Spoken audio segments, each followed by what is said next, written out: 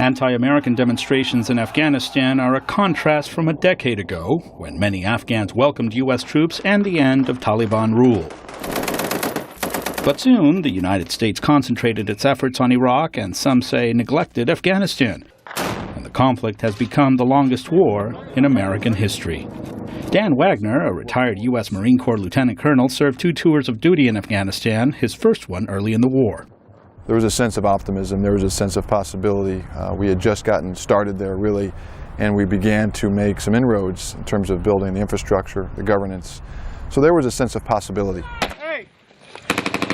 That optimism faded as the war continued and Afghan welcomes turned to protests, most notably after incidents such as the recent inadvertent burning of the Quran by U.S. forces and an American soldier's alleged shooting rampage.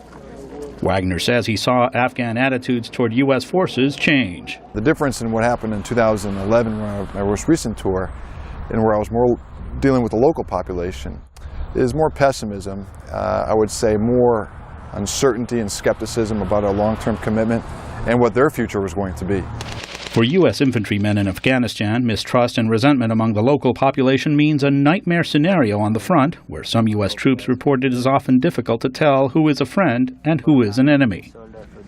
The stresses of a long, complicated war have prompted calls by some U.S. politicians for an early withdrawal. Some have pointed to the stress on U.S. forces as a possible contributor to incidents such as the recent shooting rampage. This is where they're at right here.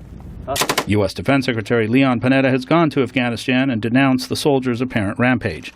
He also pledged that there will be no change in America's fundamental strategy to transfer security responsibility to Afghan forces by the end of 2014.